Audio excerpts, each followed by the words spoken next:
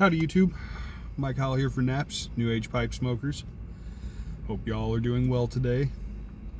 I'm doing pretty good. On my lunch break. It's going to be a late day for me on a Friday also, which kind of sucks. Got a couple sets of stairs to stain and make look pretty, and got to wait until the day's almost over to even start them because there's a whole lot of other people working in the house right now, and that's the nature of stairs. People walk on them, so yeah. But anyway, that is what it is. I've got today I'm smoking some of Scott Meslow's home seed to pipe blend that he grew and processed and topped himself, and then sent it out to a bunch of people in Naps. I haven't had a chance to smoke this yet, but I've definitely been smelling the bag. The top note is absolutely delicious. That's the first thing. Open the bag. Well, the first thing I noticed is the obviously irregular cut, which I'll show you in a second. Because Scott said he actually hand tore all this, like just ripped it up by hand. So, I mean, holy crap, man, that's some fucking dedication, and I appreciate that and all the other hard work that you put in to do this for the group. Because, I mean, goddamn, that's a lot of tobacco to rip up. But, so the second thing I noticed was when I opened the bag is, the aroma is absolutely delightful, whatever he topped this with. And, I definitely feel like I'm getting honey out of this. Like, that just, every time I come back to it, I definitely feel like I'm getting honey. And it's boozy, but the boozy quality seems to have backed off a little bit since the first time I opened the bag. I think it's, you know, so it's probably lost a little bit of that moisture content, and that does tend to dial back the boozy notes of that kind of topping. So that's kind of, when I first smelled it, the first time the boozy note was a little overpowering, and it was making it a little hard to get some of the other notes.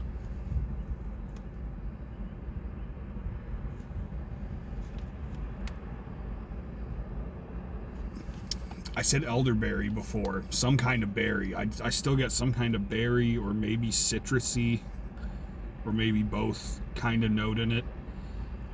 What Scott mentioned on the mantle last night, it was a really fun mantle, by the way. Lots of people showed up and had some really good conversations. But he mentioned that he had used elderberries to make mead before and posted it on his Facebook. And now I'm thinking, well, am I just thinking elderberry because subconsciously I'm, you know, remembering seeing elderberry on his Facebook, and is that what's making me think that?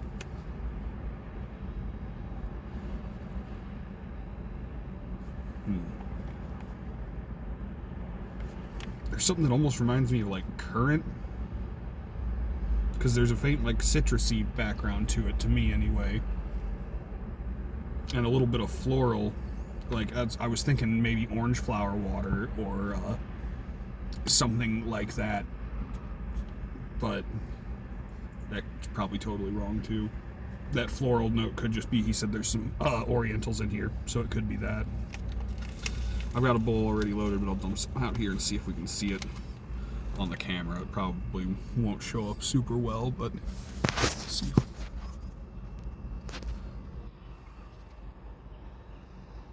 So you can see the cut's pretty rough because he ripped it up himself.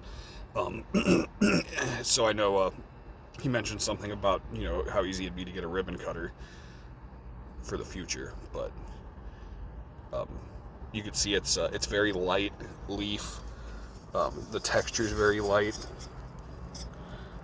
kind of fluffy. Even I let this dry, some of this dry a pretty good bit. Some of it's still kind of wet, but it's got a very almost like pillowy, soft texture to it. You can tell that it's not processed in the same way as most commercial pipe tobaccos are. You know, they go through a pretty extensive curing and different drying processes. You know, they're dried in different ways and by different farmers. There's so many different factors. You can tell that a lot of the processing that Most commercial tobaccos go through. This did not. But still recognizably tobacco. And yeah, that aroma is pretty nice. So I've got a bowl packed in clay because I think clays give usually a really pure tobacco taste. I get the most pure tobacco flavor out of a clay among all the different pipe materials you have the option for. So.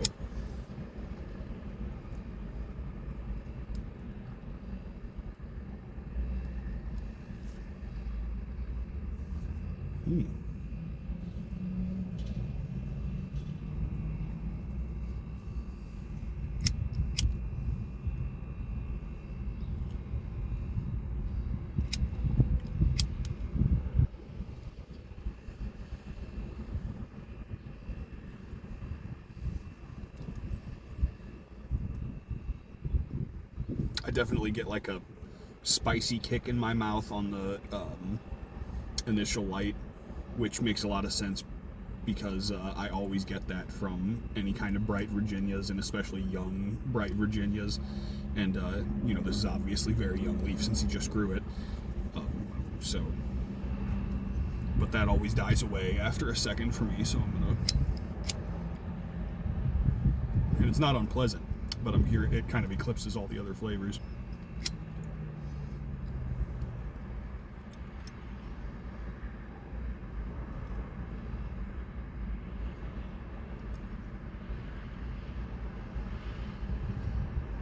Yeah, we had a really good Siemens Mantle last night. Lots of people showed up. I think there was like 18 to 20 people in there at one point.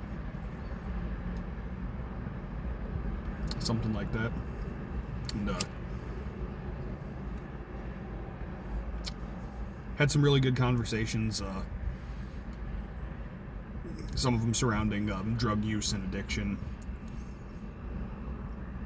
And we get a really interesting mix of people in there. One of the things I like so much about the pipe community is that mix of people, and venues like that kind of give us a place to ask each other questions, where people from different walks of life who have never experienced one side or the other of a certain situation can ask each other questions and try to understand each other's stories and get to know each other a little better, and through that get to know all of our fellow humans a little better. It's just a cool thing. It's another one of those things that those little things like pipe smoking can be a great connection between people. People who otherwise would probably never connect.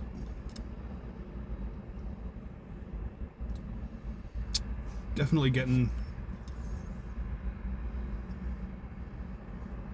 I'm just trying to guess the toppings now because he told us what the constituent tobaccos were, and them being younger and more unprocessed, it would probably be hard to pick out because the taste profile would be different than what I'm used to anyway. But I still definitely get... It's some kind of berry. People said vanilla, and I didn't get vanilla in the bag note at first, but now I almost taste a little hint of vanilla.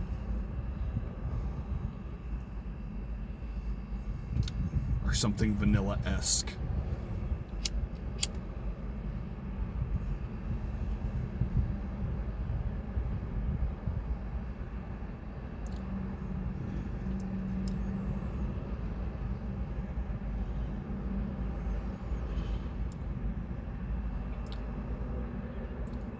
Burns nice. That spice,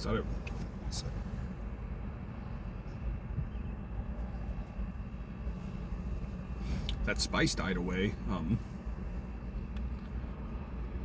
That initial Virginia spice that always hits my tongue at first when I'm smoking a bright Virginia or a young Virginia.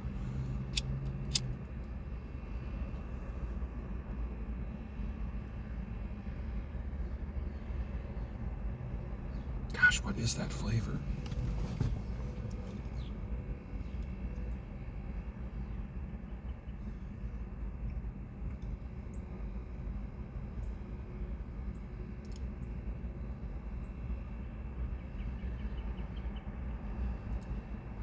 might just be the whatever the topping is that I'm tasting, and then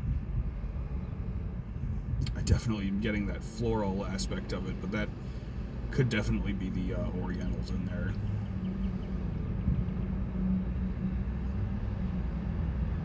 That's probably what that is. It's good. I'm kind of surprised by how good, actually.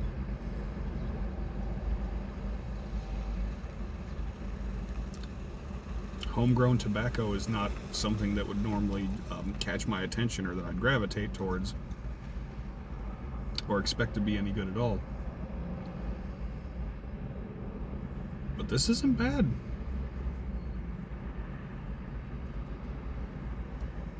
I had some Burley Flake number 3 set out to smoke just in case this wasn't a satisfying or decent lunchtime smoke for me, because I usually only get time for one. But I'm going to smoke this through to the end.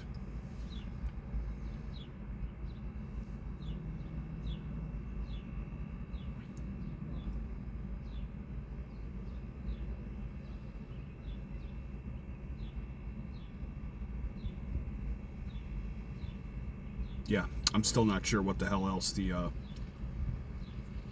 topping could be.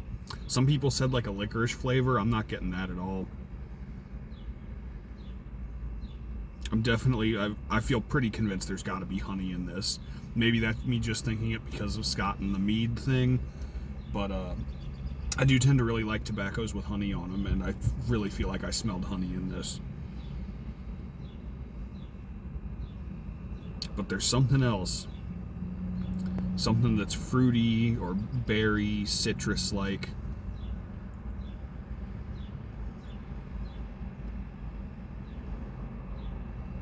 Maybe the booze was a wine. Like a berry wine. Because it's not mead. That would have been the obvious thing, so I don't think he would have done that, you know, that being that obvious. But we were talking about this on the mantle last night too. The smell of mead is very apparent. It's different than almost any other alcoholic beverage. So you would like, it's not that. Like when I opened the bag, it was definitely not mead, but it could be wine. I wouldn't be surprised if it was.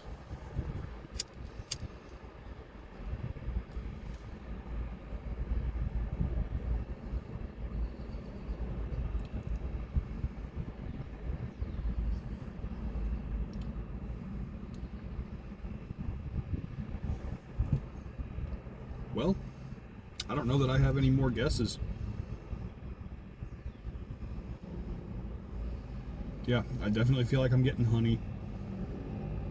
Something boozy, which I'm really partial to, like especially rum. Rum is one of my favorite toppings on tobacco, but I don't feel like this is rum either.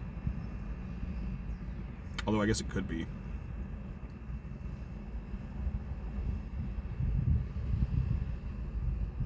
Maybe he did some kind of infusion, like a tincture. I'm not sure what the technical term is for it when you take an alcohol and put things in it to and just let it steep for, you know, weeks, months, and extract, whatever. But maybe it's something like that.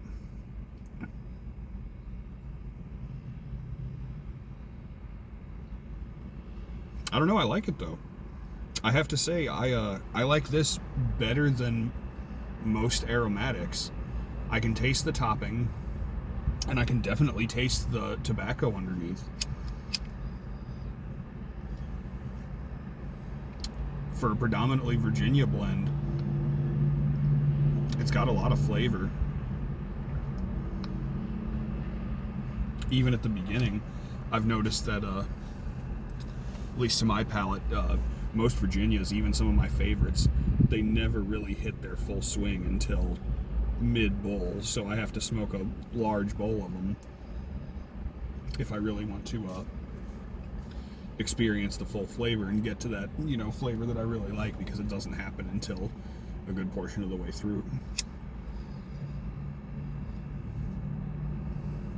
This honestly isn't bad. I'm pretty impressed.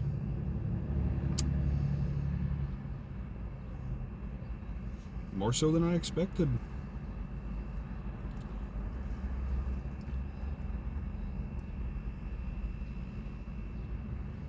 Would I buy more of this? No. The cut would turn me off. Not saying anything against you, Scott, because obviously you fucking literally did this with your hands, bro. And I appreciate your labor and all the time and effort and talent you put into this.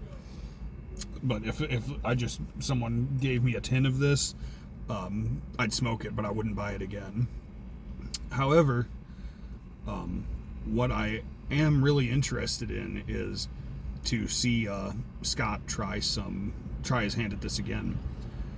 Even if not growing, man, you know, if you're watching this, buddy, maybe just order some blending tobaccos that you like and try putting them together and adding your own toppings to them, because this is pretty good, and the topping's pretty good. I'm not normally an aromatic guy, but the topping on this is pretty tasty.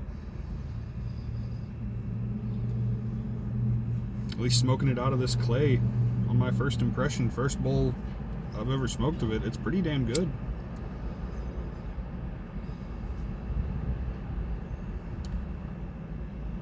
Yeah, I'll definitely smoke the rest of this sample. And I'd be interested to see anything else you end up coming up with, man.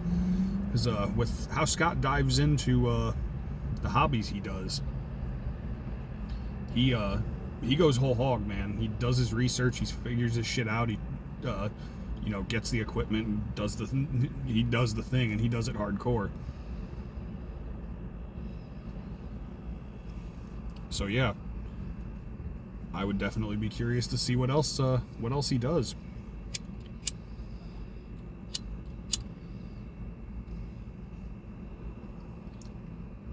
Well, I guess that's all I got for you guys. I've rambled on long enough, and eating up most of my lunch hour talking about this. But thanks, Scott. Thanks for the time and effort that you put into this, and just the money to ship it all out, the labor to do all this. And I know you said you didn't really have a whole lot even that you left for yourself. This is decent. I gotta be honest, I did not expect a whole lot out of blend someone grew in their backyard and did everything to themselves. But this is pretty fucking good.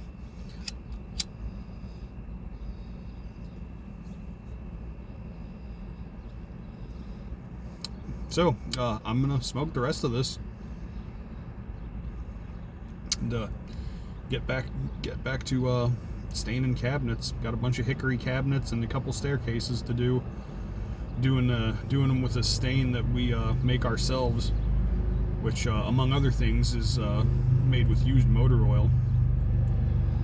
Sounds ridiculous, but it looks absolutely amazing. I posted some pictures of it on my personal Facebook page. I might have to pop a few onto the Naps group when they're done, just to show off, because I can. So, y'all have a fantastic afternoon and a good weekend. And remember, the universe might piss down the back of your neck every single day, but it will only drown you once. So keep your fucking chin up. Later.